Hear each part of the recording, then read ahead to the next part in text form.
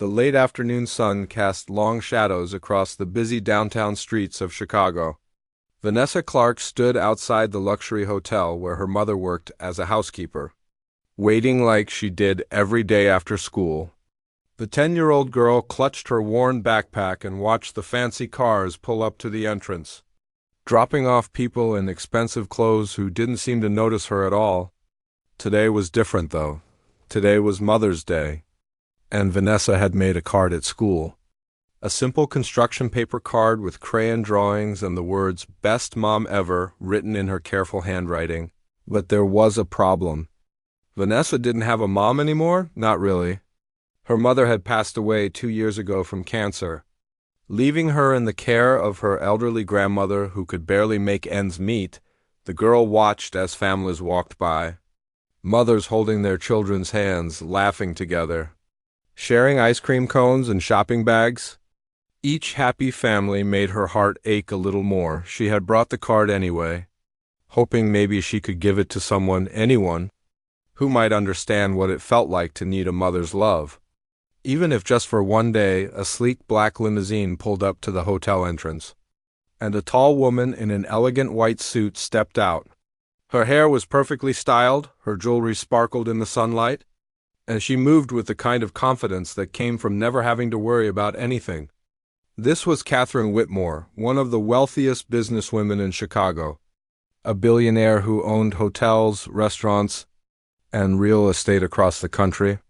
Catherine was on her phone, talking about some business deal, her voice sharp and professional.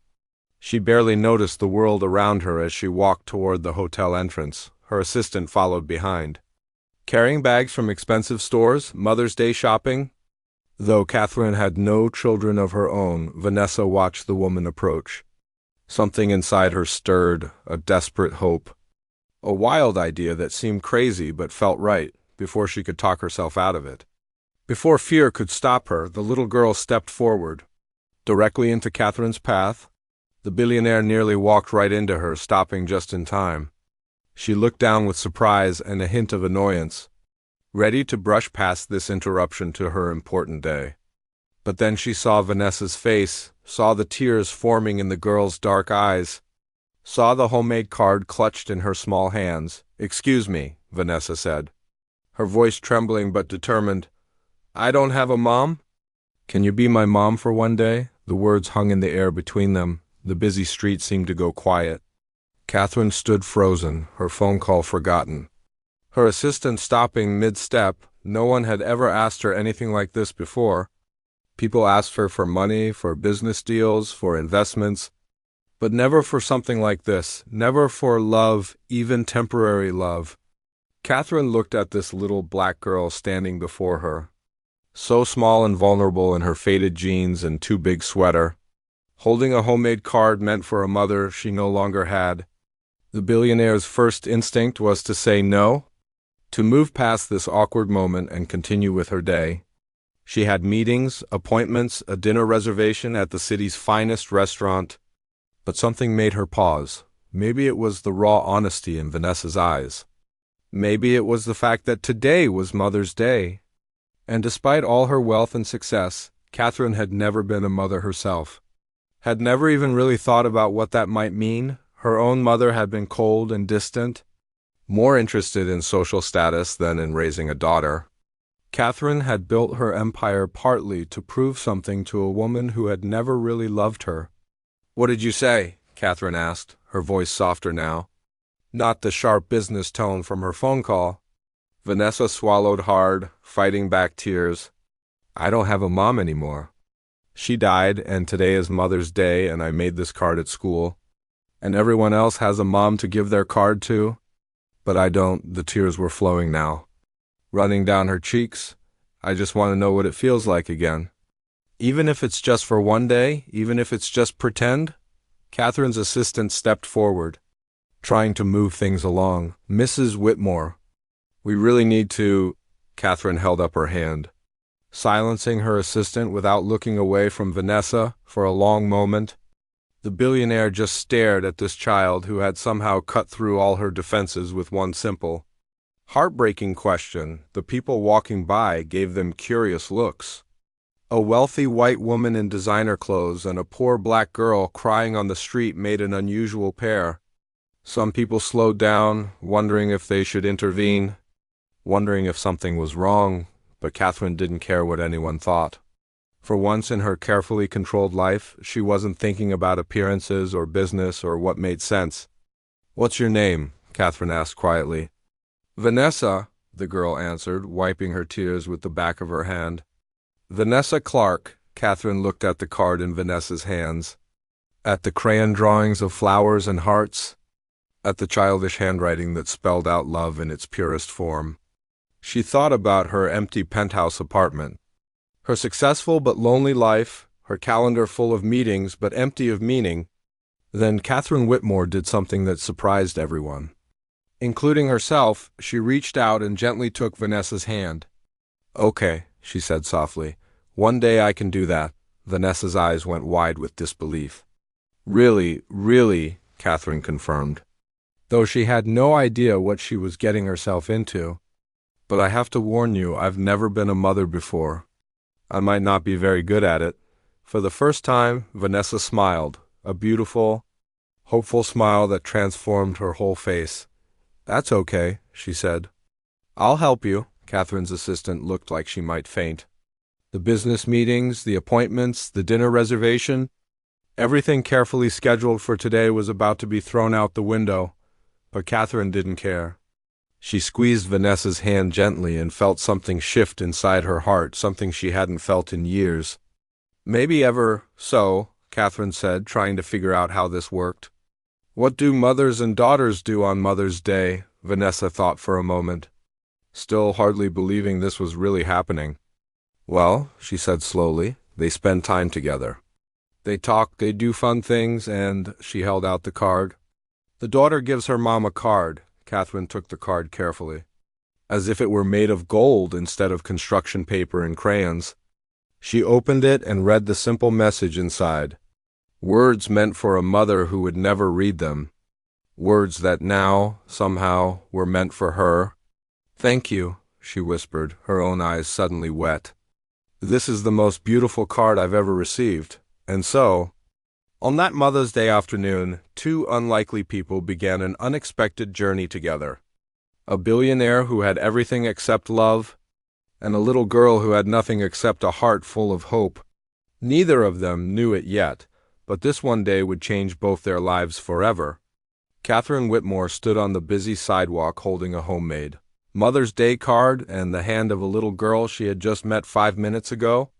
Her assistant, Margaret, looked at her with wide eyes, clearly waiting for this moment of temporary insanity to pass. "But Catherine wasn't changing her mind, Margaret," Catherine said firmly. "Cancel my appointments for today, all of them," Margaret asked, her voice rising slightly. "Mrs. Whitmore, you have the property development meeting at 3, the charity gala at 7, and—" "All of them," Catherine repeated. She looked down at Vanessa, who was staring up at her with a mixture of hope and disbelief. "We have more important things to do today." Vanessa squeezed Catherine's hand tighter, afraid that if she let go, this dream might disappear. She had asked the question on impulse, driven by a loneliness so deep it hurt. For 2 years, since her mother's death, she had carried this emptiness inside her. She watched other girls at school with their mothers, saw them being picked up, saw them getting hugs and packed lunches and someone who cared about their day. Her grandmother tried her best, but she was old and tired, working 2 jobs just to keep food on the table and a roof over their heads. There wasn't time for homework help or bedtime stories or the kind of attention Vanessa desperately craved. The girl had learned to be quiet about her needs, to not ask for too much, to take care of herself, but today, something had broken inside her. Today she couldn't pretend any more that she was okay. "So," Catherine said, trying to sound confident, though she had no idea what she was doing. "Where would you like to go first, Vanessa?" Vanessa thought carefully. She didn't want to waste this precious gift, this impossible day. "Can we get ice cream?" she asked quietly. "My mom used to take me for ice cream on special days." Catherine smiled. "Ice cream sounds perfect." They walked together down the street. An odd pair that drew stares from passers-by, Catherine in her designer suit and heels, Vanessa in her worn clothes and scuffed sneakers. But Catherine didn't seem to notice or care about the looks they were getting. She was too focused on the small hand in hers, so trusting despite having every reason not to trust anyone. The ice cream shop was busy with Mother's Day crowds. Families filled the tables, children laughing and mothers chatting. Vanessa felt a familiar ache in her chest as she watched them, but it hurt a little less with Catherine beside her. "What flavor do you want?" Catherine asked as they stood in line. "Chocolate," Vanessa said, then quickly added, "But if that's too expensive, vanilla is okay too." Catherine's heart clenched at those words. This child was so used to going without, so used to making herself small and not asking for things. "You can have whatever you want," Catherine said gently. "This is your special day." They ordered their ice cream. Chocolate for Vanessa and strawberry for Catherine, and found a small table by the window. Vanessa ate slowly, savoring every bite, making it last. "Tell me about your mother," Catherine said softly. Vanessa's eyes filled with tears, but she blinked them back. She rarely talked about her mom because it hurt too much, and because people got uncomfortable when she did. "She was really nice," Vanessa said quietly. "She used to sing to me at bedtime. She worked at a hospital as a nurse, helping sick people get better." "She sounds wonderful," Catherine said. "She was," Vanessa whispered. "Then she got sick too, cancer. The doctors said they tried everything, but nothing worked. She died when I was 8. Catherine felt tears prick her own eyes. She had never cried in public before, had trained herself to always be composed and in control. But something about this brave little girl was breaking down all her walls. "I'm sorry," Catherine said, meaning it more than she had ever meant anything. "That's not fair." "You deserved more time with her," Vanessa nodded, grateful that someone understood. "Sometimes I forget what her voice sounded like," she admitted. Her biggest fear spoken aloud. "I try so hard to remember." "But it's getting harder." They sat in silence for a moment, both dealing with their own emotions. Around them the shop buzzed with happy chatter, but in their little corner there was grief and understanding. "Do you live with your grandmother now?" Catherine asked. "Yes," Vanessa said. "She's nice, but she's always working. She has 2 jobs. She cleans offices at night and works at a grocery store during the day. Sometimes I don't see her for days except when she's sleeping." Catherine felt anger rise in her chest, not at the grandmother, but at a system that forced an elderly woman to work herself to exhaustion while her granddaughter raised herself. "That must be lonely," she said. "It is," Vanessa admitted. "I come home from school, and the apartment is empty. I make myself dinner, usually just cereal or toast. I do my homework alone. I put myself to bed." She looked down at her ice cream. "At school, everyone talks about their moms. What they did over the weekend, things they did together. I don't have anything to say, so I just stay quiet." "You must feel invisible sometimes," Catherine said, understanding more than Vanessa knew. Vanessa looked up, surprised. "Yes," she said. "That's exactly how it feels, like I'm invisible." "Like I don't matter to anyone. You matter," Catherine said firmly. "You matter very much, and you're not invisible." "I see you." Fresh tears rolled down Vanessa's cheeks. She had been holding so much inside for so long, pretending to be okay, pretending she didn't need anything now. With this stranger who had agreed to be her mom for a day, she felt safe enough to let it out. Catherine reached across the table and took both of Vanessa's hands in hers. "It's okay to cry," she said gently. "It's okay to be sad. It's okay to need people. You've been so brave, carrying all this by yourself." "I didn't want to be a burden," Vanessa sobbed. "Everyone has their own problems." "I didn't want to make things harder." "Oh, sweetheart," Catherine said, her own voice breaking. "You're not a burden. You're a child who deserves love and care and attention. What happened to your mother wasn't fair. And what you've been dealing with isn't fair either." They stayed like that for several minutes, hands clasped across the table, one crying openly, the other fighting back tears. Other customers glanced over, some with sympathy, some with curiosity. But Catherine didn't care finally. Vanessa wiped her eyes and took a shaky breath. I'm sorry, she said. I didn't mean to cry so much. Don't apologize, Catherine said. You needed to let that out. How long have you been holding all that inside? 2 years, Vanessa whispered. Since my mom died, Catherine's heart broke all over again. This child had been carrying unbearable grief alone for 2 years. Barely more than a baby when she lost her mother, forced to grow up too fast. To be strong when she should have been allowed to be weak. What else did you and your mother do together? Catherine asked, wanting to hear more. Wanting to understand who this little girl was beneath all the pain. Vanessa's face brightened slightly. We used to go to the park. She would push me on the swings, really high, until I felt like I was flying, and we would feed the ducks. She always saved bread from breakfast. She smiled at the memory. And she read to me every night. She did all the different voices for the characters. It made me laugh. She sounds like she was an amazing mom, Catherine said. She was the best, Vanessa agreed. She always made me feel special. Like I was the most important person in the world, even when she was tired from work. She always had time for me. She looked at Catherine with those big, sad eyes. I miss feeling important to someone. The words hit Catherine like a physical blow. Here was this beautiful, intelligent, loving child who felt unimportant, who felt invisible, who had so much love to give but no one with the time or energy to receive it. Catherine made a decision in that moment, though she didn't fully understand what it would mean. You're important to me, she said. Today and maybe, she hesitated, then continued, maybe beyond today. If you want, Vanessa's eyes went wide. Really? You mean it? I mean it, Catherine said, surprising herself with how much she meant it. I don't know exactly what that looks like yet. We just met. But I know that you're not someone I can just walk away from at the end of today. You've touched something in my heart that I didn't know was there.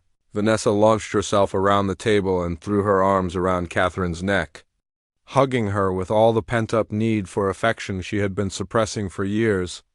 Catherine hugged her back, holding this child who had come out of nowhere and changed everything. Thank you, Vanessa whispered into Catherine's shoulder. Thank you for seeing me. Thank you for not walking away. Catherine closed her eyes, breathing in the scent of cheap shampoo and childhood, feeling small arms wrapped around her neck with complete trust. Thank you, she whispered back, for having the courage to ask. After the ice cream shop, Catherine and Vanessa walked out onto the sunny Chicago streets, still holding hands. Catherine's phone buzzed repeatedly in her purse with messages from Margaret and various business associates. But she ignored them all, for the first time in years. Maybe ever work wasn't her priority. So what would you like to do next? Catherine asked, looking down at Vanessa's hopeful face. Vanessa thought carefully. She didn't want to ask for too much, but she also didn't want to waste this magical day. Could we go to the park? She asked tentatively. My mom used to take me to Lincoln Park. We would feed the ducks and go to the zoo. The Lincoln Park Zoo, Catherine repeated. She had driven past it countless times, but had never actually been inside. That sounds perfect. They caught a taxi, and Catherine watched as Vanessa pressed her face against the window, taking in the city with wide eyes. The girl didn't get to go many places, Catherine realized. Her world was probably limited to her grandmother's apartment, her school, and the streets in between. Lincoln Park Zoo was free and filled with families enjoying the warm Mother's Day afternoon. Children ran ahead of their parents, pointing excitedly at animals. Mothers pushed strollers and carried tired toddlers. Fathers took photos and bought overpriced snacks. It was exactly the kind of normal family scene that Vanessa had been missing. Can we see the lions first? Vanessa asked, her earlier sadness temporarily forgotten in the excitement. We can see whatever you want, Catherine assured her. They walked through the zoo together, and Catherine found herself seeing everything through Vanessa's eyes. The girl's enthusiasm was infectious. She knew facts about every animal, information she had clearly learned from books or school. Did you know that lions sleep up to 20 hours a day? Vanessa said as they watched a lioness lounging in the sun. And the female lions do most of the hunting. I didn't know that, Catherine admitted. You're very smart, Vanessa beamed at the compliment. Praise was something she rarely received. With no one around to notice her achievements or care about what she learned, they moved on to see the gorillas. The polar bears, the penguins, at each exhibit. Vanessa shared more facts, her face animated and alive in a way Catherine suspected it rarely was. This was a child who had been forced to grow up too fast, to be serious and responsible beyond her years. Seeing her act like the 10-year-old she actually was made Catherine's heart ache. Are you hungry? Catherine asked after they had been walking for over an hour. Vanessa nodded. A little. What would you like to eat? Anything is okay, Vanessa said automatically, then caught herself, actually. Could we get pizza? Chicago deep dish pizza? I've always wanted to try it, but it's too expensive, Catherine smiled. Deep dish pizza it is. She pulled out her phone and looked up nearby restaurants. How about we go to Giordano's? Vanessa's eyes went wide. Really? That's like the most famous place. Then that's where we should go, Catherine said decisively. They took another taxi to Navy Pier, where Giordano's had a location with a view of Lake Michigan. While they waited for their pizza to cook, which took nearly 45 minutes for deep dish, they walked around the pier. Look at the Ferris wheel, Vanessa said, staring up at the massive centennial wheel. It's so big. Would you like to ride it? Catherine asked. Can we? Vanessa asked breathlessly. Of course. They bought tickets and climbed into one of the enclosed gondolas. As the wheel began to turn, lifting them high above the pier, Vanessa pressed her face to the window. I can see everything, she whispered in awe. The whole city, the lake. Everything. Catherine watched the girl's reflection in the glass, saw the pure joy on her face, and felt something shift inside her own heart. She had ridden in private jets, stayed in five-star hotels, attended exclusive parties all over the world, but none of those experiences had ever made her feel what she was feeling now. Watching a child experience simple happiness. Thank you, Vanessa said suddenly, turning away from the window to look at Catherine. This is the best day I've had since, she paused. Since my mom died, Catherine's throat tightened with emotion. You're welcome. Sweetheart, can I ask you something? Vanessa said hesitantly. Anything. Why did you say yes? Vanessa asked. When I asked you to be my mom for the day, most people would have just walked away. Why didn't you? Catherine was quiet for a moment, thinking about her answer. I think, she said slowly, because you were brave enough to ask, and because...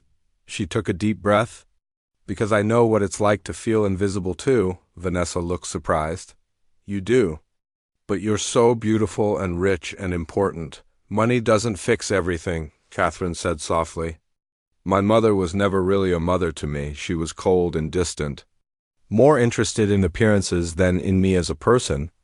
I grew up feeling like I didn't matter, like I was just an inconvenience. So I built this empire, made all this money, trying to prove I was worth something. You are worth something, Vanessa said with the simple certainty of a child. Catherine smiled through tears. So are you. That's what I want you to understand. You matter, Vanessa. Your life has value. Your feelings are important. You deserve love and attention and someone who sees you. They hugged there in the Ferris wheel gondola, high above Chicago. Two broken people finding unexpected healing in each other after the ride. They returned to Giordano's where their pizza was ready.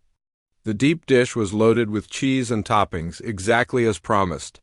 Vanessa took her first bite and closed her eyes in bliss. This is amazing, she said. Catherine laughed. It really is. She couldn't remember the last time she had eaten pizza. Her usual diet consisting of salads and grilled fish at expensive restaurants where presentation mattered more than taste. They ate slowly, talking about everything and nothing. Vanessa told stories about school, about her best friend Emma, who lived in her building, about her teacher Mrs. Rodriguez, who was nice but gave too much homework.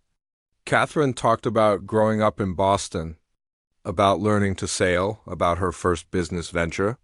Do you ever get lonely? Vanessa asked suddenly. Yes, Catherine admitted. Very lonely. I have a big apartment. Lots of employees, people always around, but none of them really know me. They see the businesswoman, the billionaire, not the person.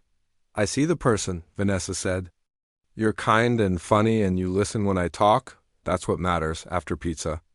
They walked along Navy Pier, watching boats on Lake Michigan, stopping to look at street performers and artists. The sun was beginning to set, painting the sky in shades of orange and pink. I wish this day didn't have to end, Vanessa said quietly. Me too, Catherine agreed, and she meant it. They found a bench overlooking the water and sat together. Vanessa leaned against Catherine's side, tired from all the walking and excitement.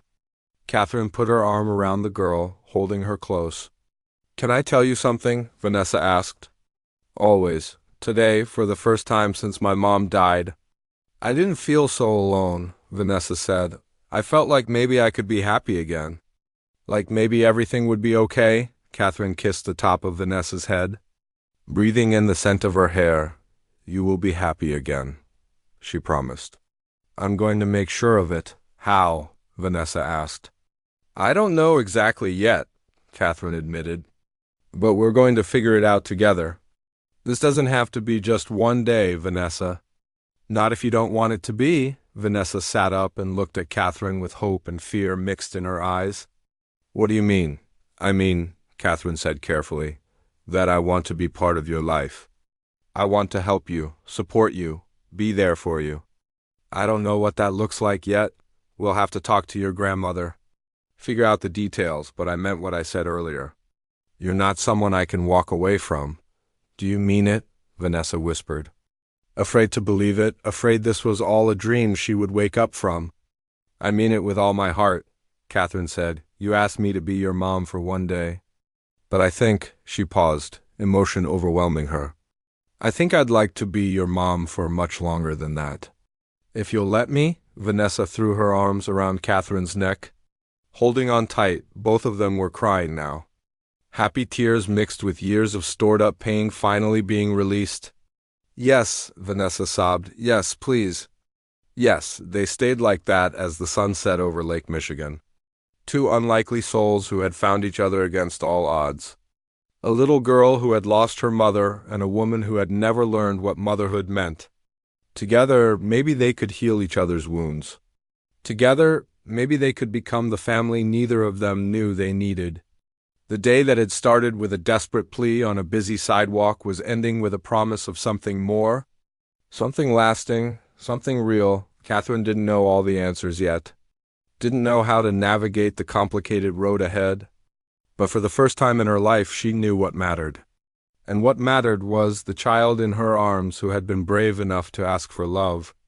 Asterisk, the taxi ride back to Vanessa's neighborhood felt different than the ride to Navy Pier. Catherine sat in the back seat with Vanessa's head resting against her shoulder, the girl exhausted from the emotional day but smiling contentedly. Catherine's mind raced with thoughts of what came next. She had made a promise, a big promise, and she didn't make promises lightly. We need to talk to your grandmother, Catherine said softly. Stroking Vanessa's hair, Vanessa tensed slightly. What if she says no? She asked, fear creeping into her voice. What if she thinks you're crazy or that I shouldn't have asked you? What if she gets mad at me? She won't be mad at you, Catherine assured her.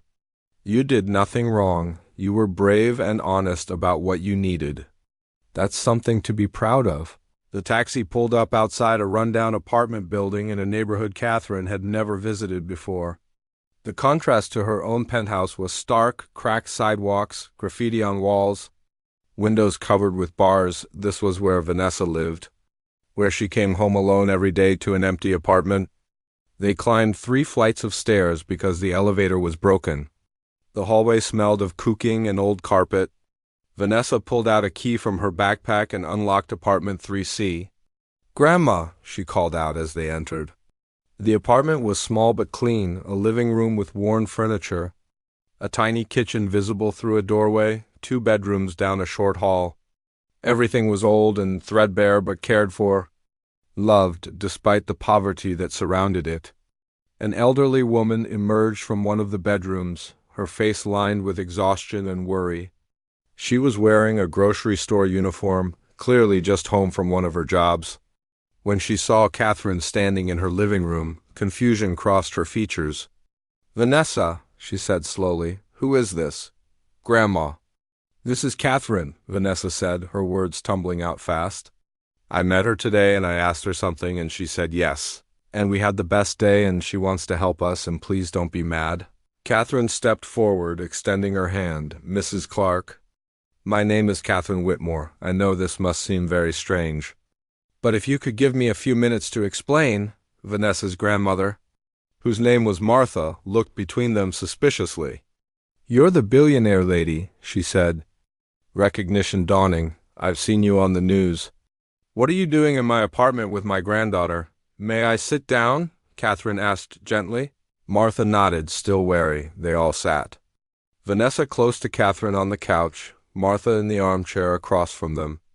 The older woman's body language was defensive, protective. Catherine took a deep breath and began to explain. She told Martha about meeting Vanessa outside the hotel, about the desperate plea that had stopped her in her tracks, about the day they had spent together. She spoke honestly about her own lonely life, her lack of family, her instant connection with Vanessa. "I know this sounds insane," Catherine said. "A stranger showing up claiming to care about your granddaughter. But I do care, more than I can explain. Vanessa touched something in me today. She made me realize what's been missing from my life." Martha's eyes were wet with tears. "She's a special girl," she said quietly. "I try my best, but I know it's not enough. I work 2 jobs just to keep food on the table and the rent paid. I'm so tired all the time, and she's alone so much." Her voice broke. "I love her more than anything, but I can't give her what she needs. I can't be what she needs." "You've done an amazing job," Catherine said firmly. "Vanessa is kind, smart, well-mannered, loving. That's because of you, but—" She paused, choosing her words carefully. "What if you didn't have to do it alone anymore? What if there was help?" "What kind of help?" Martha asked suspiciously. "Financial help, for starters," Catherine said. "Let me pay off your debts, your rent, give you enough so you can quit one of your jobs. Spend more time at home with Vanessa." She leaned forward. "But more than that, I want to be part of Vanessa's life. I want to take her to school, help with homework, be there for her. I know I can't replace her mother, I would never try. But I could be," she struggled for the right word, "a mentor, a friend. Someone who cares." Martha was quiet for a long time, studying Catherine's face, looking for deception or hidden motives. "Why?" she finally asked. "Why would you do this? What do you get out of it?" Catherine looked at Vanessa, then back at Martha. "Honestly, I get more than I give," she said. "I get purpose, meaning, a reason to care about something beyond quarterly reports and stock prices. I get the chance to make a real difference in someone's life, to be needed, to matter to someone." "You want to buy your way into our lives," Martha said, not unkindly, just stating what she saw. "No," Catherine said. "Money is just a tool. What I want is to love this child and have her love me back. What I want is to be the person she can call when she's scared or happy or needs advice. What I want is to show up for her the way," she paused, emotion overwhelming her, "the way no one ever showed up for me." The honesty of that statement hung in the air. Vanessa reached over and took Catherine's hand. Squeezing it, Martha wiped her eyes. "Vanessa, baby." "Go to your room for a minute," she said. "I need to talk to Miss Whitmore alone." Vanessa looked worried but obeyed. Catherine watched her disappear down the hallway before turning back to Martha. "Let me be very clear," Martha said, her voice harder now, protective. "That girl has been through more pain than any child should have to bear. She lost her mother, her whole world. She's been rebuilding herself piece by piece. And it's been slow and hard and lonely. I won't let anyone hurt her again." "I don't care how much money you have." "I understand," Catherine said. "Do you?" Martha challenged. "Because rich people, they get bored. They move on to the next shiny thing. What happens when you get tired of playing house with my granddaughter? When being a part-time mom isn't fun anymore? When it gets hard and messy and real, will you disappear? Because if you do, it will destroy her. She's already been abandoned once. She can't survive it again." Catherine met Martha's gaze steadily. I won't abandon her, she said with absolute conviction. I know you have no reason to trust me, we just met. But I'm asking you to give me a chance to prove myself. Let me show you that I'm serious, that I'm committed. Put whatever safeguards in place you need to protect Vanessa. I'll agree to anything, Martha studied her for a long moment. Why don't you have children of your own? She asked bluntly. I never wanted them, Catherine admitted. I was too focused on my career, on proving myself, on building my empire. The idea of motherhood seemed like a distraction. A burden, she smiled sadly. But that was before I met Vanessa. Before a 10-year-old girl looked at me with such hope and trust and asked me to be her mom for one day. Something changed in me today, something fundamental. I didn't know I could feel this way about anyone. What about your family? Martha asked. Your husband, your parents, what will they think about this? I'm not married, Catherine said. Never have been. My father died years ago. My mother and I don't speak. I have no siblings, no family at all, really. Just employees and business associates. That's sad, Martha said softly. It is, Catherine agreed, which is why this means so much to me. Vanessa gave me something today that I didn't know I was missing. She gave me a reason to care about tomorrow, not just the next business deal. Martha was quiet again. Thinking finally, she said, I need guarantees, legal stuff. To protect Vanessa, of course, Catherine said immediately.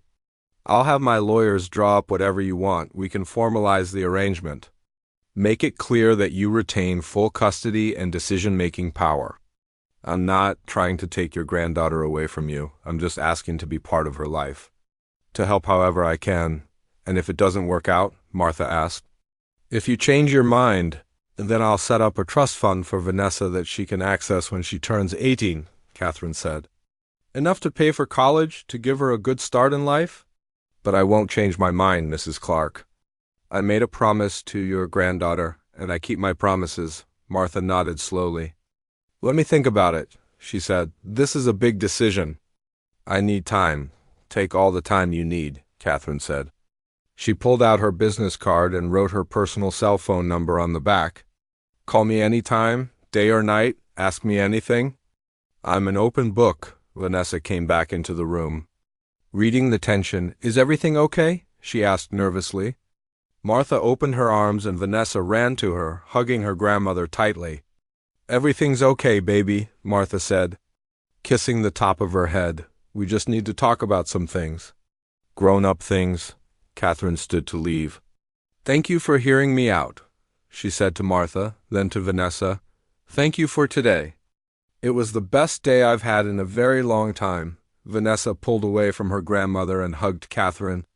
Thank you for saying yes, she whispered. Catherine held her close, breathing in the scent of her hair, memorizing this moment. I'll see you soon, she promised, as Catherine walked back down the 3 flights of stairs and out onto the street. She felt different, lighter somehow, despite the weight of what she had committed to. She pulled out her phone and called Margaret. Cancel everything for the next week, she said. Everything, Margaret repeated, shocked. Everything, Catherine confirmed. I have more important things to do. She had a life to rebuild, a relationship to nurture, a promise to keep. And for the first time in her carefully controlled, business-focused existence, Catherine Whitmore knew exactly what mattered. Asterisk 3 days had passed since Catherine made her promise to Vanessa, and she had heard nothing from Martha Clark. Catherine tried to be patient, understanding that the grandmother needed time to think, to process, to decide if she could trust a stranger with her granddaughter's heart. But the waiting was torture. Catherine found herself unable to focus on work. She sat in board meetings thinking about Vanessa's smile. She reviewed contracts but saw instead the girl's hopeful eyes. Her assistant Margaret noticed the change, commenting that Mrs. Whitmore seemed distracted. Different somehow, on the 4th day, Catherine's phone rang. Martha's number appeared on the screen. Catherine's heart pounded as she answered. Miss Whitmore, Martha's voice was hesitant. I've been thinking about your offer. Yes, Catherine said. Holding her breath. I want to accept, Martha said slowly. But with conditions, I need legal protections for Vanessa. I need to know this arrangement can be ended if it's not working. She paused. I need to know you understand what you're getting into, relief flooded through Catherine. I understand completely, she said. Whatever you need. We'll make it happen. They arranged to meet the next day with lawyers present. Catherine immediately called her legal team, instructing them to draw up documents that would protect Vanessa's interests above all else. She wanted Martha to feel secure, to know that Catherine's involvement came with no strings attached.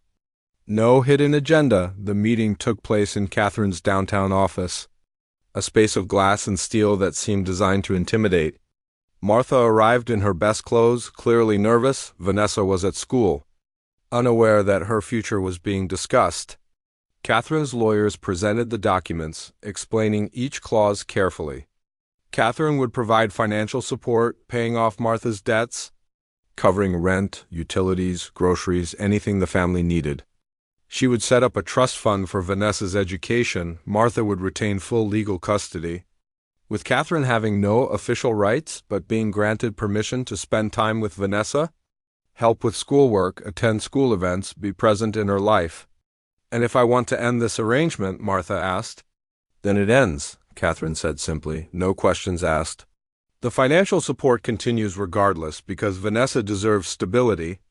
But the personal relationship, my involvement in her life, that's entirely up to you and Vanessa. Martha read through the documents slowly, asking questions, making sure she understood every word. Finally, she looked up at Catherine. Why are you really doing this? She asked. And don't give me the lonely billionaire speech. Tell me the truth. Catherine was quiet for a moment, gathering her thoughts. When I was Vanessa's age, she said softly, I was lonely too.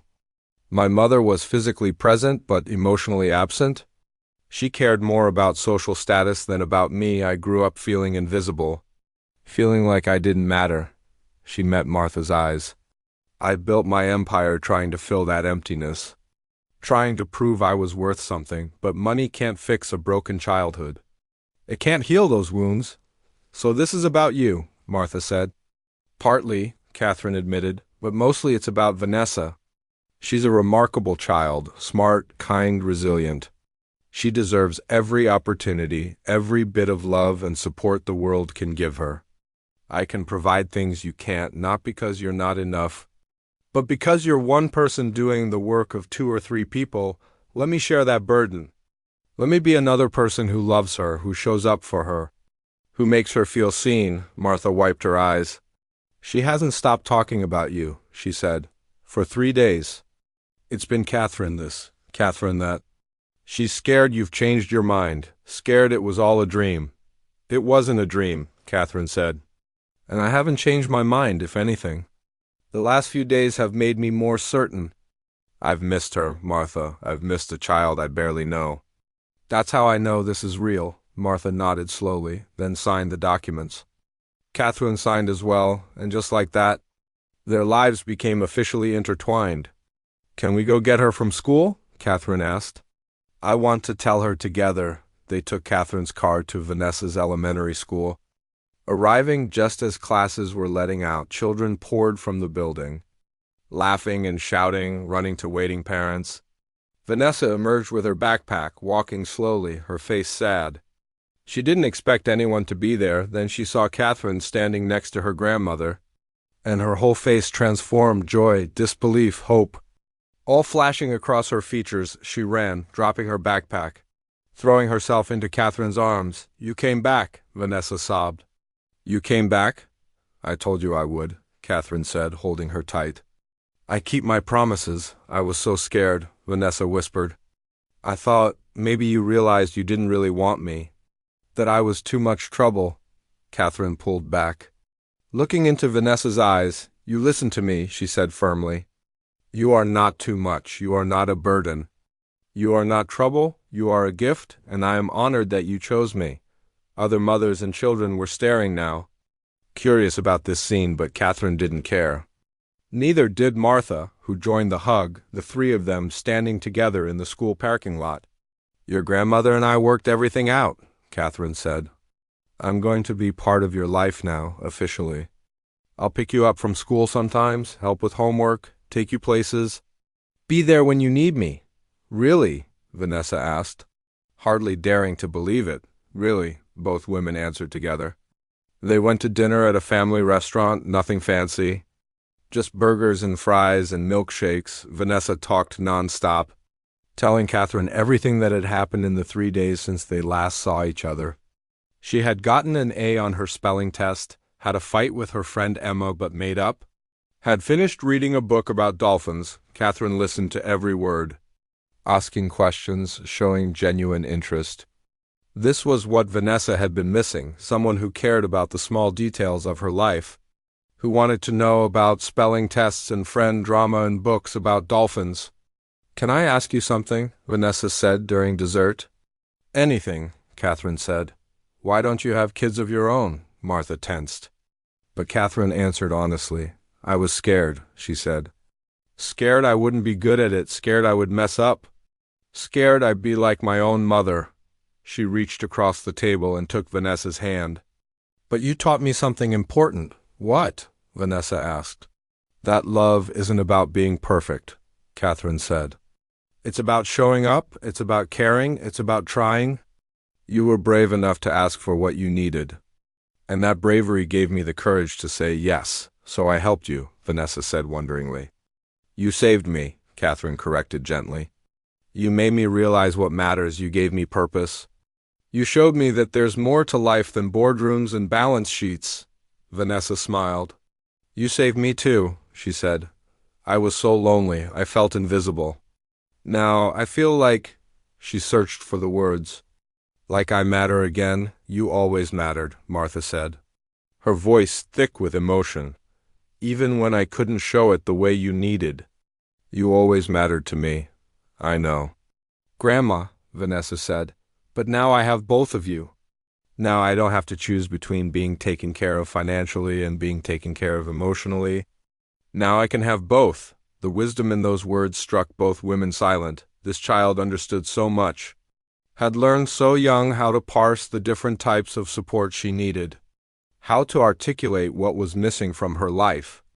After dinner, Catherine drove them home at the apartment building. She walked them up the 3 flights of stairs.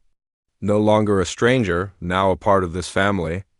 Same time tomorrow? Catherine asked Vanessa. I'll pick you up from school. Really? Vanessa's face lit up. Every day that I can, Catherine promised. And on weekends, maybe we can do something special. Go to museums, see movies, whatever you want. Vanessa hugged her again, not wanting to let go. Thank you, she whispered. Thank you for not walking away. Catherine kissed the top of her head. Thank you for asking me to stay, she whispered back. As Catherine drove home to her penthouse that night, she felt different. The expensive apartment that had always seemed like the ultimate achievement now felt empty and cold. She found herself thinking about Vanessa's small bedroom in that rundown building, about the hand-drawn pictures on the walls, about the love that existed there despite the poverty. She had spent her whole life accumulating wealth and power, thinking that was what mattered, but a 10-year-old girl had taught her otherwise, had shown her that what really mattered was connection, was showing up, was being seen and seeing others in return. Catherine pulled out her phone and looked at the photo she had taken at dinner. Vanessa grinning with chocolate milkshake on her upper lip, Martha laughing beside her, all 3 of them squeezed into a booth meant for 2. It wasn't a perfect family. It was complicated and unconventional and would require work, but it was real. And that made it more valuable than anything Catherine had ever built. 2 months had passed since Catherine became part of Vanessa's life, and a comfortable routine had developed. Catherine picked Vanessa up from school 3 times a week. They did homework together at Catherine's penthouse, which now had a dedicated space for Vanessa with a desk. Books and art supplies. On weekends, they explored Chicago, visiting museums, parks, and restaurants. Martha had quit her night job and was home more often. The financial pressure had eased considerably, the apartment rent was paid, the utilities current, groceries abundant. For the first time in years, Martha could breathe. She watched her granddaughter flourish under Catherine's attention, gaining confidence, smiling more, acting like the child she deserved to be, but not everything was perfect. Catherine was learning that crossing the socioeconomic divide came with challenges she hadn't anticipated. Sometimes she said the wrong thing, made assumptions based on her own privileged upbringing, failed to understand the daily struggles that poverty created. One afternoon, Catherine picked Vanessa up from school and noticed the girl was quieter than usual. Her usual excited chatter was absent, replaced by moody silence. "What's wrong?" Catherine asked as they drove to the penthouse. "Nothing," Vanessa mumbled. Catherine knew better than to push. She had learned that Vanessa sometimes needed space to process her feelings before she could articulate them. They got to the apartment and started on homework. But Vanessa's heart wasn't in it. Finally, during a break, Vanessa looked up from her math worksheet. "Can I ask you something?" "Always," Catherine said. "Why are you really doing this?" Vanessa asked, her voice small. "Like, what do you get out of it?" Catherine's heart sank. She had known this question would come eventually, had prepared for it, but hearing it still hurt. "What brought this on?" she asked gently. Vanessa's eyes filled with tears. "Some kids at school. They found out about you, about us, they said." Her voice broke. "They said rich white people don't help poor black kids unless they want something. They said you're probably just doing this for publicity or to feel good about yourself. They said you'll get bored and leave." Catherine felt anger rise in her chest. Not at Vanessa, but at the cruel reality that children could be so harsh, that society's divisions ran so deep even kids understood them. "Come here," she said, opening her arms. Vanessa came, curling into Catherine's lap like she was much younger than 10. "I defended you," she whispered. "I told them you're not like that. But then I started wondering, what if they're right? What if this is all temporary?" Catherine held her close, choosing her words carefully. "I'm not going to lie to you," she said. "There are people who would do something like this for the wrong reasons. For publicity, for tax benefits, to make themselves look good." She tilted Vanessa's chin up, making eye contact. "But that's not why I'm here. I'm here because you changed my life. You made me see what was missing.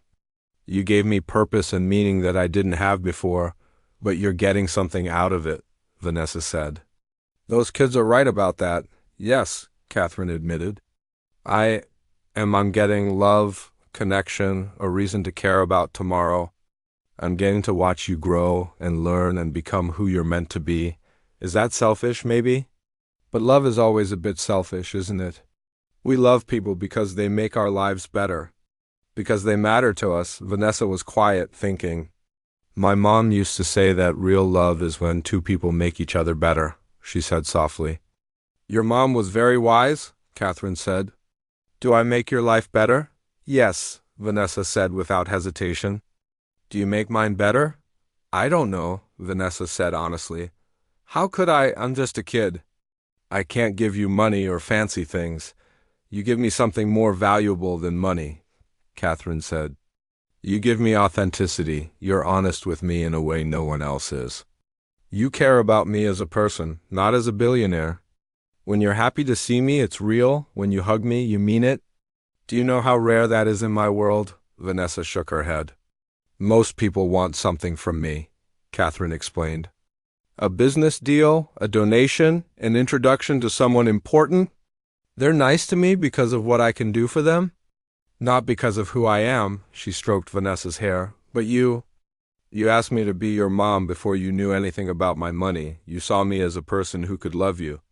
"Not as a bank account." "I guess I did," Vanessa said. "So, yes. I'm getting something out of this relationship," Catherine continued. "But that doesn't make it fake or temporary. It makes it real. Real relationships are mutually beneficial. Both people give, both people receive. That's what makes them sustainable." Vanessa relaxed slightly. "Those kids also said," she hesitated, "they said you're going to try to change me, make me act white. Forget where I come from." Catherine felt her stomach drop. This was one of her biggest fears, that despite her best intentions, she would somehow damage Vanessa's sense of identity. Her connection to her culture, her understanding of who she was, Am I doing that? She asked quietly. Am I making you feel like you need to be different? Vanessa thought carefully. Sometimes, she admitted. Like when you corrected how I said ask, told me it's not AKS. Or when you said I should use may I instead of can I. It makes me feel like the way I talk is wrong. Catherine closed her eyes, feeling the weight of her mistakes. I'm sorry, she said. You're right. I've been correcting you in ways that probably feel like I'm criticizing who you are. That wasn't my intention. But intention doesn't matter if the impact is hurtful. So you won't do it anymore? Vanessa asked. I'll try not to, Catherine said honestly, but I'm going to mess up sometimes. I come from a different background, different experiences. I don't always understand what it's like to be you. When I mess up, I need you to tell me like you just did. Can you do that? Vanessa nodded. I can try. And I want you to know, Catherine said firmly. I don't want to change who you are. I love who you are. You're smart and kind and brave and yourself. That's what makes you special, yes. I want to help you develop skills that will open doors for you. Good grammar, confidence, knowledge, but those are tools. Not a replacement for your identity. They sat together in silence for a while. Both processing, Catherine realized how naive she had been to think this would be simple. That love and good intentions would be enough. The reality was more complex, messy, full of pitfalls she hadn't anticipated. Can I tell you something? Vanessa said eventually. Please, I'm scared, Vanessa whispered. Scared that I'm going to mess this up somehow, say the wrong thing, not be good enough, and you'll realize I'm not worth it. Catherine's heart broke. Oh, sweetheart, she said, you could never mess this up. This isn't a performance where you have to earn my love. You already have it. Nothing you could do would make me walk away. Promise? Vanessa asked.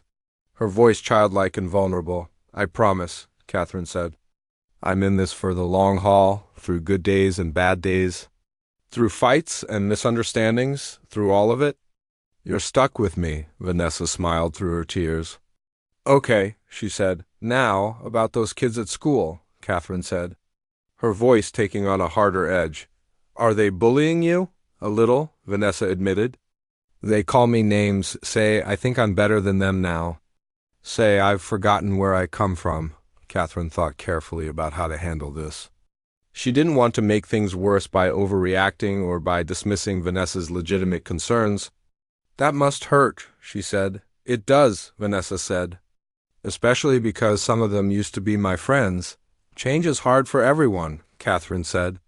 Your life is different now, and that might make some people uncomfortable or jealous. But that doesn't mean you've done anything wrong. You didn't betray anyone by accepting help, by letting someone care about you. But what if they're right? Vanessa asked. What if I'm forgetting where I come from? Are you? Catherine asked. Vanessa thought about it. No, she said finally. I still live in the same apartment. Go to the same school, have the same grandma. I just also have you now. That's adding something. Not replacing something. Exactly, Catherine said. You can have both. You can honor where you come from and reach for where you want to go. Those things aren't mutually exclusive. They finished homework and made dinner together. Pasta with marinara sauce, one of Vanessa's favorites. As they ate, Vanessa seemed lighter, the burden of her worries shared and therefore lessened. Thank you, Vanessa said as Catherine drove her home later. For what? Catherine asked. For listening, Vanessa said. For not getting mad when I told you the truth. For not making me feel bad for having doubts. You can always tell me the truth, Catherine said. Even when it's hard, even when you think it might hurt my feelings.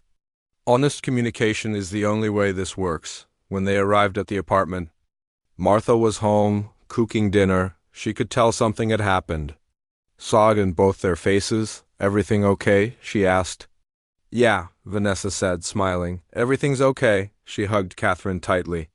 See you Thursday? See you Thursday? Catherine confirmed. As Catherine drove home, she thought about the conversation, about the challenges of bridging two very different worlds. She had been naive to think money and good intentions would solve everything. The reality was complicated, fraught with potential missteps and misunderstandings. But complexity didn't mean impossible. It just meant she needed to listen more, assume less, and stay committed even when things got hard. Vanessa had been brave enough to voice her fears and doubts. Now Catherine needed to be brave enough to hear them and grow from them. This wasn't a fairy tale where everything worked out perfectly. It was real life, messy and challenging and beautiful. And Catherine wouldn't trade it for anything. 6 months into their relationship, Catherine faced the biggest decision of her life. She sat in her office overlooking the Chicago skyline, staring at the documents on her desk. Her lawyers had spent weeks preparing them, checking every detail, ensuring everything was legally sound. Adoption papers, not full adoption, Martha had been clear about that. She would always be Vanessa's legal guardian, the one who raised her, the grandmother who stepped up when tragedy struck. But Catherine wanted to formalize their bond, wanted legal recognition that Vanessa was her daughter in every way that mattered. The arrangement they were proposing was called guardianship with shared parental responsibilities. Catherine would have legal rights to make decisions about Vanessa's education, health care, and welfare alongside Martha.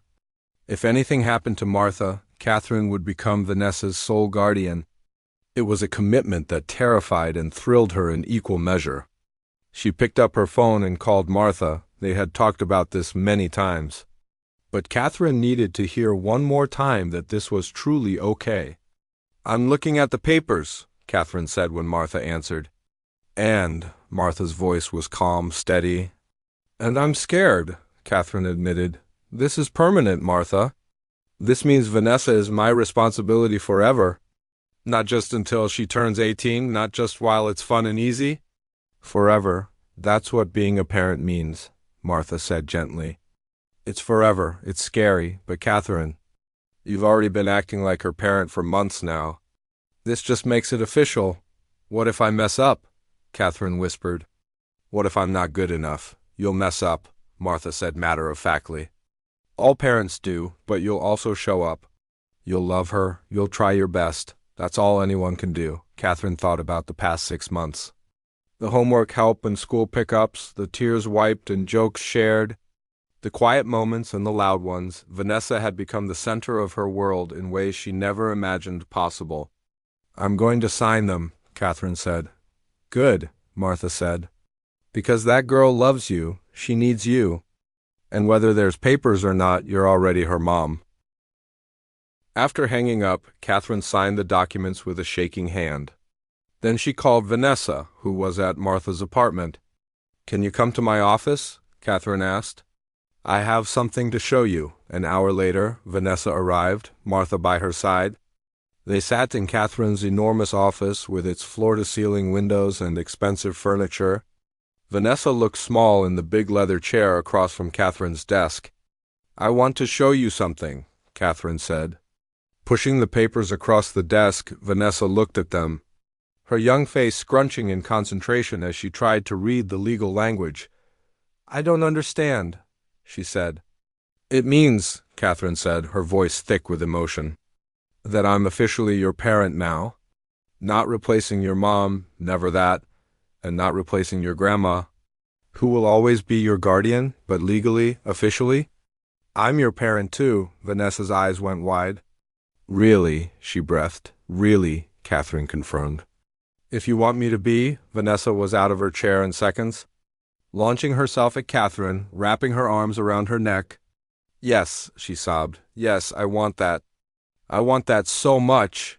Catherine held her tight, tears streaming down her own face. Martha was crying too, smiling through her tears. "Does this mean I can call you Mom?" Vanessa asked tentatively. Catherine's heart felt like it might burst. "If you want to," she whispered. "I want to," Vanessa said. "I'll always miss my first mom. I'll always love her. But you're my mom too now. Is that okay? Can I have 2 moms? You can have as many moms as you need," Catherine said. "Love doesn't divide, it multiplies." They celebrated that night at Vanessa's favorite restaurant. The 3 of them together, an unconventional family but a real one. Other diners glanced over at them, probably wondering about the relationship between the well-dressed white woman, the elderly black woman, and the young black girl. But none of them cared what strangers thought. Over dessert, Martha looked at Catherine seriously. "I need to talk to you about something," she said. Catherine's stomach dropped. "What is it?" "I'm getting older," Martha said bluntly. "I'm 72 years old. I'm healthy now, but that won't last forever. When I'm gone," she paused, emotion overwhelming her. "When I'm gone, Vanessa will need you. Not just as a benefactor or a mentor, but as a real parent. Someone who will make the hard decisions, set boundaries, be there through everything." "I will be," Catherine promised. "I am. This isn't temporary." "Martha, this isn't charity. This is my daughter." "Our daughter," Martha nodded, wiping her eyes. "I know," she said. "I see how you are with her. I see how she lights up when you walk in the room. I see how you've changed, too. You're softer now, more open. More real. She changed me," Catherine said simply. "You changed each other," Martha corrected. "That's what family does." The next week, Catherine attended Vanessa's school parent-teacher conference. Officially listed as a parent for the first time, Mrs. Rodriguez, Vanessa's teacher, greeted her warmly. "Vanessa has transformed this year," Mrs. Rodriguez said. "Her grades have improved dramatically. But more than that, she's confident now. She participates in class, raises her hand, makes friends. She's become a leader. She's an amazing kid," Catherine said with pride. "She is," Mrs. Rodriguez agreed. "And it's clear that having your support has made all the difference, not just financially, though I'm sure that helps, but emotionally. She knows someone cares about her day, about her homework, about her dreams. That matters more than anything." Catherine thought about that conversation as she picked Vanessa up from school that afternoon, about how much a child could flourish when given attention and support, about how many other children were out there, invisible and struggling, waiting for someone to see them. "Mom," Vanessa said as they drove home, the words still new and wonderful on her tongue. "Can I ask you something?" "Always," Catherine said. "Are there other kids like me?" Vanessa asked. "Kids who need someone to care about them, yes," Catherine said sadly. "Many of them. Could we help them too?" Vanessa asked. "I know I'm special because you chose me. But it doesn't seem fair that I get everything and they get nothing." Catherine felt her heart swell with love for this child who, despite everything she'd been through, still thought about others.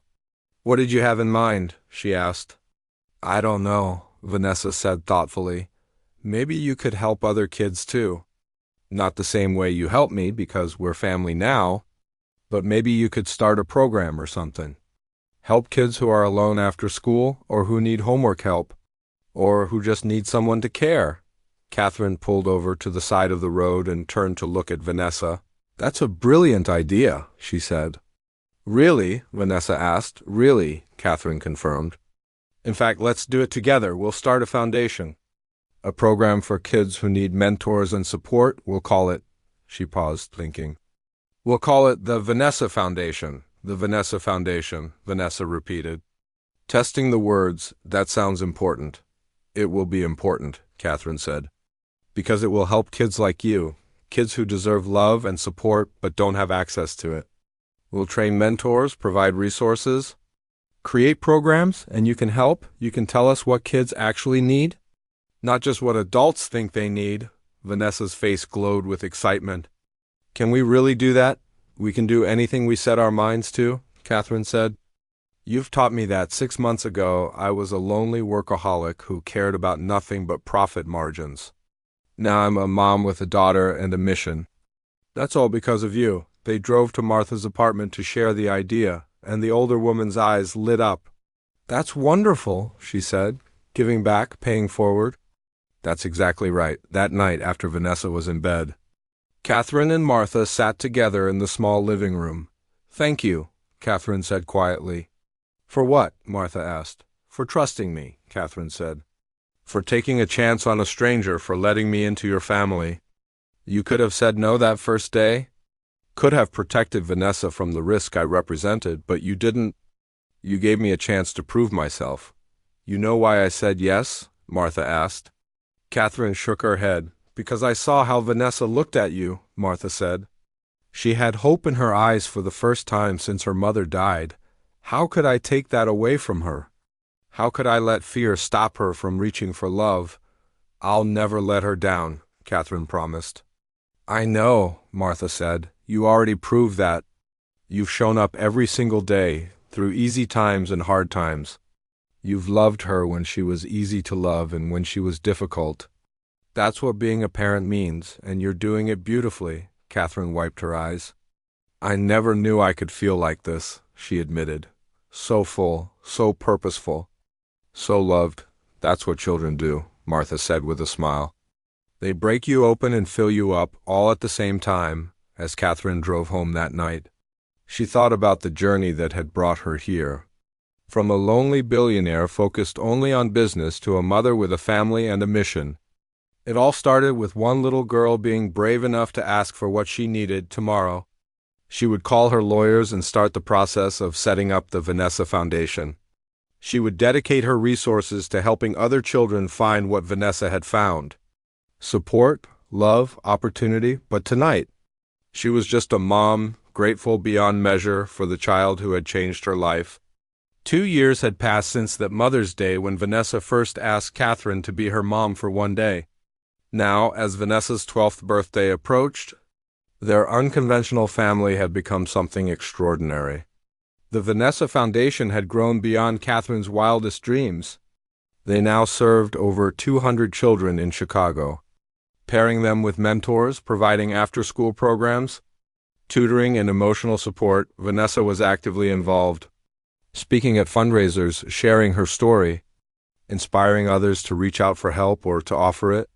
But it wasn't all smooth sailing. Blended families faced unique challenges, even ones formed through love and choice rather than marriage. There were days when Vanessa struggled with her identity, torn between her past and her present, between grief for what she lost and gratitude for what she found. One evening, Catherine arrived at Martha's apartment for dinner and immediately sensed tension. Vanessa was in her room, door closed. Martha looked worried. What happened? Catherine asked. Bad day at school, Martha said quietly. She won't talk about it. Catherine knocked on Vanessa's door. Can I come in, I guess? Came the muffled response. Vanessa was lying on her bed, face buried in her pillow.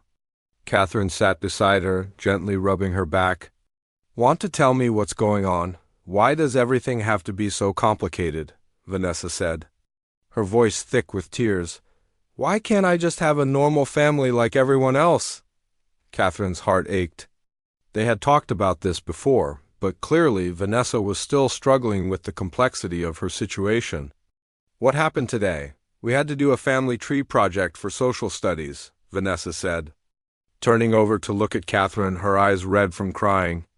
Everyone else just drew their parents and grandparents, and it was simple.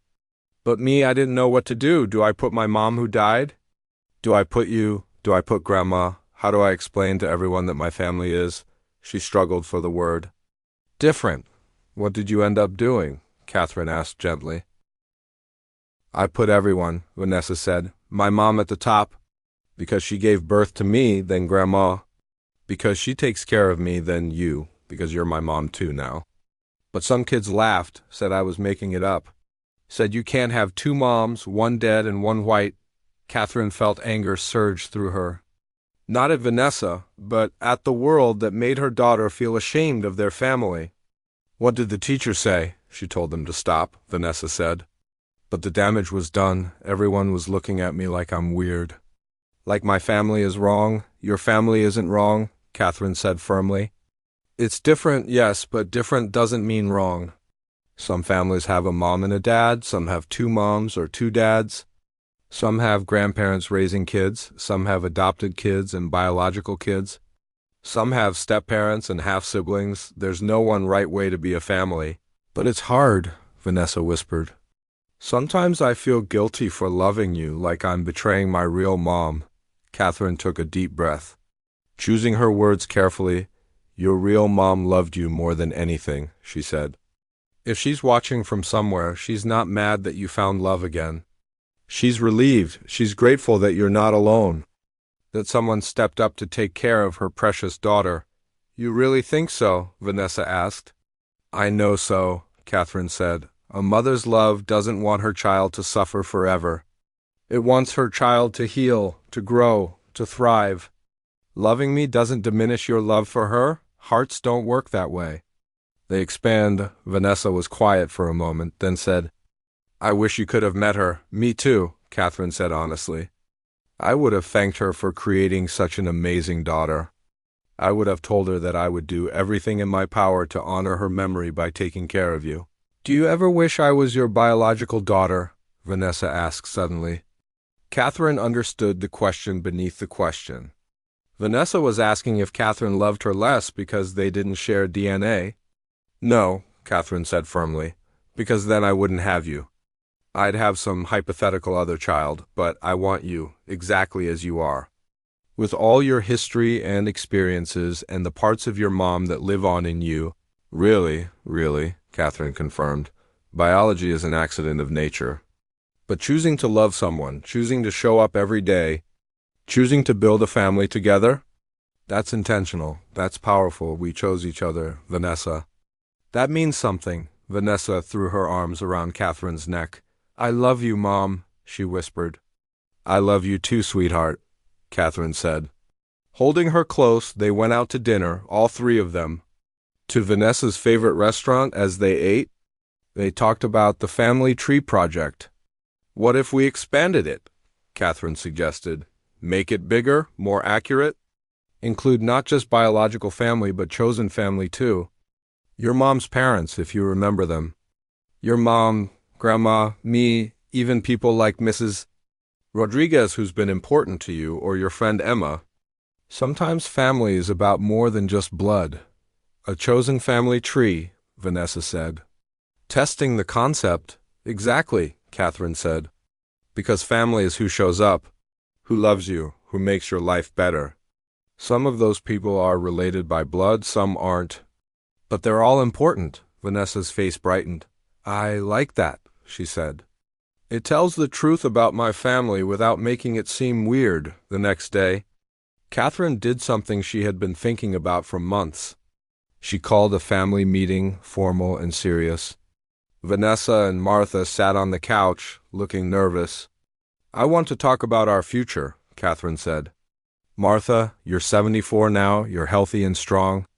But none of us know what tomorrow brings. I want to make sure Vanessa is protected. No matter what happens, Martha nodded. I've been thinking about that too. I want to move you both into a better place, Catherine said. Not my penthouse. I know you want your independence. But a nicer apartment in a safer neighborhood. Ground floor so there's no stairs, closer to Vanessa's school. I'll buy it outright, put it in your names. So it's always there. That's too much, Martha protested. It's not, Catherine said. You're my family. Taking care of family is what you do, Vanessa looked between them. But what about when? She couldn't finish the sentence. When I'm gone, Martha finished for her. That's what we need to talk about, baby, when that day comes. And hopefully it's not for many years. Catherine will be your guardian.